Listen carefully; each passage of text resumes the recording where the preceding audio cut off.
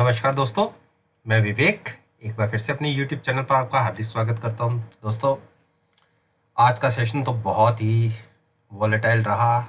Negative side पे closing आई और एक टाइम तो हम हाई से तकरीबन 300 पॉइंट निफ्टी इंडेक्स में लूज कर दिया। मेरी परफॉर्मेंस कैसी रही आप तो वो मेरी वीडियो के साथ आज के सेशन को कंपेयर कर सकते हैं, लेकिन अब कल के लिए 29 अक्टूबर के लिए इन्हीं 10 स्टॉक्स के अंदर क्या पॉसिबिलिटी बनती है, चलिए एक बार ऑन स्क्रीन उसको डिस्कस करते हैं।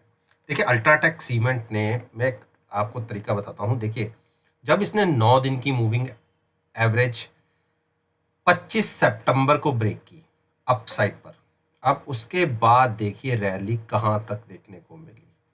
कंटिन्यूज हम यहां तक गए ऊपर 4743 तक। लेकिन आज के सेशन में जो एक बहुत ही, ये कह सकते हैं कि नेगेटिव बात हुई, इसने उस 9 दिन की मूविंग एवरेज को ब्रेक किया और उसके साथ साथ इसने जो आप ये लिए वॉल्यूम वेटेज मूविंग एवरेज होती है, अगर उसको भी ब्रेक कर दे तो इस स्टॉक के अंदर जो गिरने की क्षमता है वो 4200 तक है।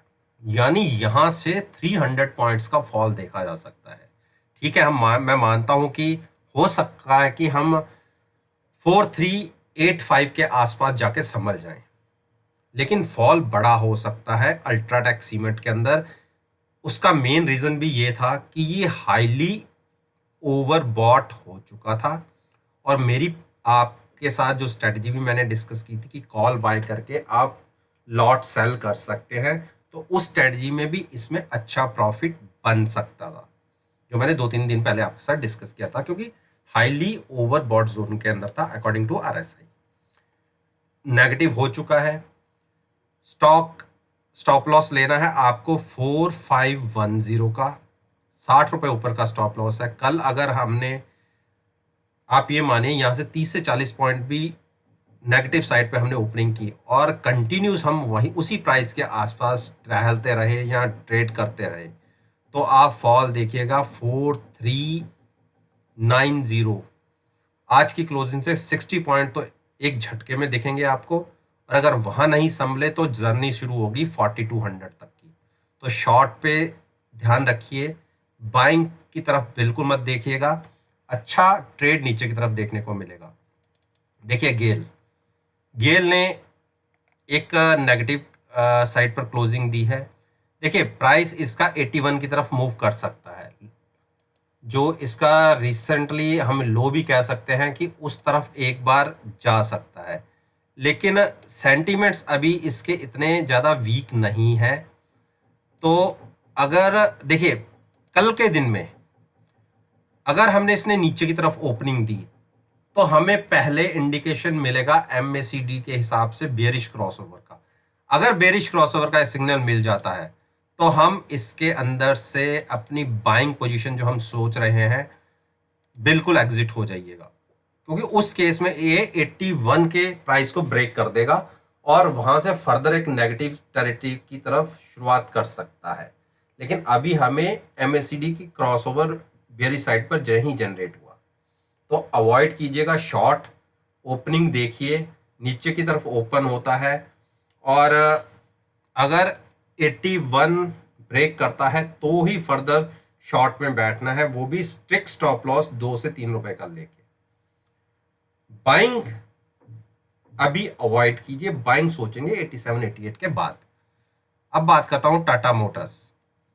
टाटा मोटर्स अभी वीक नहीं है, टाटा मोटर्स में एक स्ट्रेंथ है, और उसका मेन रीजन भी ये देखिए, एक बुलिश क्रॉसओवर हमें 2-3 दिन पहले देखने को मिला था। देखिए, मार्केट्स के साथ थोड़ा स्टॉक करेक्ट जरूर होता है, लेकिन हाई से हाई देखिए, जो मेरे 142-143 के टारगेट्स थे वो अचीव हुए।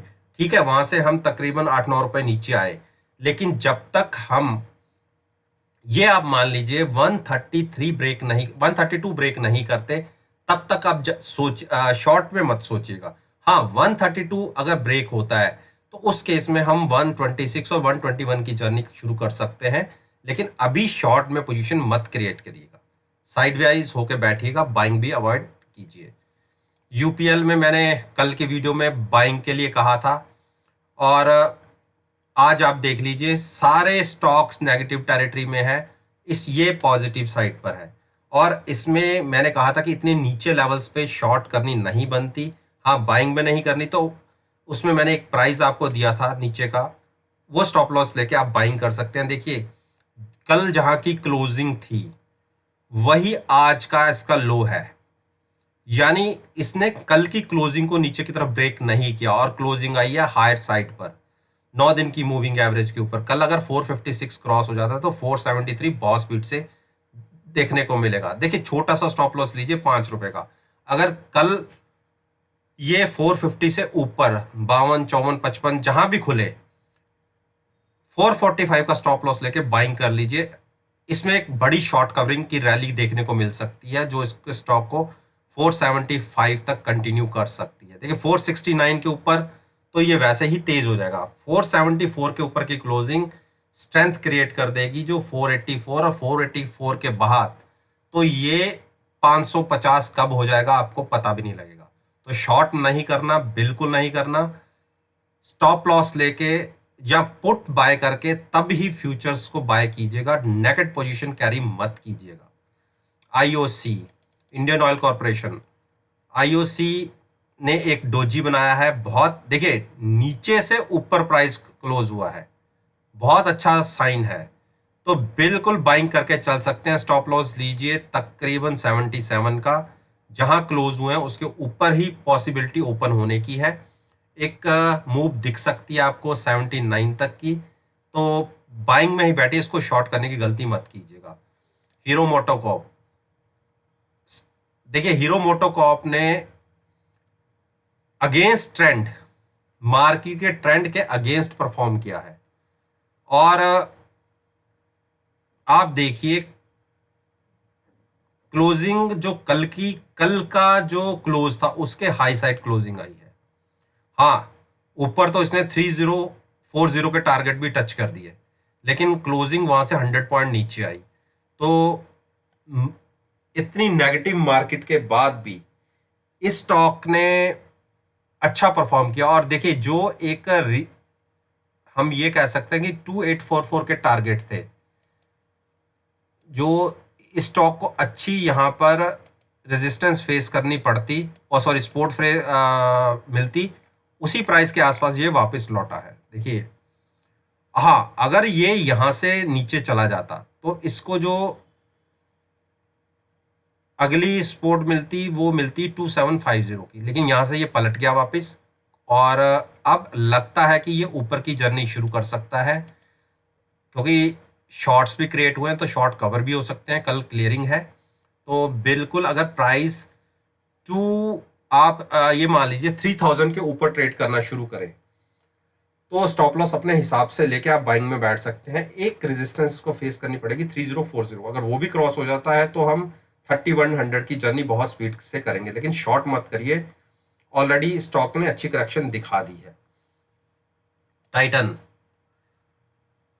टाइटन ने नीचे से देखे कि जो नीचे का एक 1177 का था, मेरा ये था कि अगर इसको ब्रेक करेगा तो ये टारगेट को छू सकता है। मेरी पिछली वीडियो को आप कोई भी वीडियो को कंपेयर कर सकते हैं, तो ऑलमोस्ट ये 1186 से वापस गया है।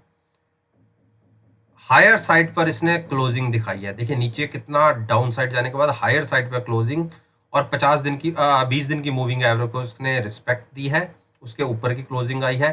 कल अगर ये 1230 के ऊपर ट्रेड करना शुरू करता है तो ये अपसाइड की मूव 1260 तक की दिखा सकता है। तो कल की ओपनिंग का वेट कीजिए, ओपनिंग ऊपर की तरफ आने दीजिए, 1235 के ऊपर ओपन होने दीजिए, उस केस में हम बाइंग करके चलेंगे। शॉर्ट यहां से नहीं करनी, क्योंकि देखिए इतनी बड़ी नेगेटिव मार्केट के अंदर भी इसमें एक अच्छी बड़ी स्ट्रेंथ देखने को मिली है। तो कल के दिन में तो वैसे भी कोई इंडिकेटर्स काम नहीं करते, कल पोजीशनल गेम होती है कि पोजीशन जिस तरफ है उसके अगेंस्ट, उसके ऑपोजिट ही मार्केट रिएक्ट करती है। तो इसलिए कल के दिन में खास करके क्लियरिंग वीक के लास्ट के 2 दिन में कोई इंडिकेटर्स काम नहीं करते। अब बात करते हैं टीसीएस में मैं नेगेटिव था, और बिल्कुल देखिए पिछले 5, 7, 10 दिन से लगातार नेगेटिव टेरिटरी के अंदर ही ट्रेड कर रहा है। तो जब तक 2665 के नीचे आप शॉर्ट पोजीशन क्रिएट कर सकते हैं। 2665 के स्टॉप लॉस के साथ शॉर्ट पोजीशन क्रिएट करिए। अगर कल भी हम नेगेटिव साइड पर ओपन होते हैं तो 2540 के टारगेट होंगे, तो उसी हिसाब से आप ट्रेड लीजिए। मारुति ने अच्छी क्लोजिंग दिखाई है, और जब तक 7090 के ऊपर बना हुआ है तब तक शॉर्ट करने की गलती मत कीजिए। शॉर्ट करना हो तो इसका 7010 का प्राइस ब्रेक होने दीजिए, तब आपको 6850 के टारगेट देखने को मिलेंगे। लेकिन स्ट्रेंथ पॉजिटिव है तो स्ट्रेंथ के साथ ही हम ट्रेड लेंगे, इसको शॉर्ट नहीं करेंगे। बाइंग में इसकी पोजीशन बन सकती है 7090 के स्टॉप लॉस के साथ। ब्रिटेनिया ने एक कोशिश अच्छी की, और जिन प्राइसेस के बीच में ये क्लोज हुआ है यहां से कोई पोजीशन नहीं बनती। देखिए ऊपर की पोजीशन बनती है अगर हम 3600 के ऊपर, या आप ये कह सकते हैं 3580 के ऊपर ट्रेड करना शुरू करेंगे, तो आप स्टॉप लॉस लेके 3540 के स्टॉप लॉस के साथ आप बाइंग कर सकते हैं। टारगेट होगा 3630। लेकिन क्लोजिंग इसकी दो मूविंग एवरेज, जो क्रूशियल मूविंग एवरेज होती है, उसके बीच में आई है, इसीलिए ओपनिंग बहुत मैटर करती है। नीचे की तरफ 3535 इसके ब्रेक करके नीचे की तरफ की अगर ओपनिंग आती है तो शॉर्ट में पोजीशन बनती है 10 से 15 मिनट वेट करने के बाद। और ऊपर की तरफ अगर 3585 के ऊपर की ओपनिंग आती है तो, या ओपनिंग आती है या इसको क्रॉस करता है, तो ही बाइंग में बैठना है। अदरवाइज जहां क्लोजिंग आई है वहां पर कोई भी पोजीशन कैरी नहीं करनी और कोई पोजीशन में ट्रेड भी नहीं लेना। तो दोस्तों, उम्मीद करता हूं कि जो मैंने आपके साथ चीजें डिस्कस की हैं आपको पसंद आई होंगी, और अगर वीडियोस आपको अच्छी लगी हो तो लाइक कीजिएगा, शेयर कीजिएगा, मेरे यूट्यूब चैनल को सब्सक्राइब करना मत भूलिए।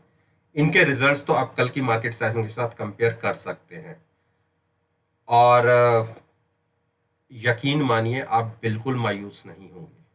तो इसी बात के साथ मैं आपसे विदा लेता हूं और एक नई वीडियो के साथ फिर से आपके सामने आऊंगा। तब तक के लिए धन्यवाद। Take care and have a nice day.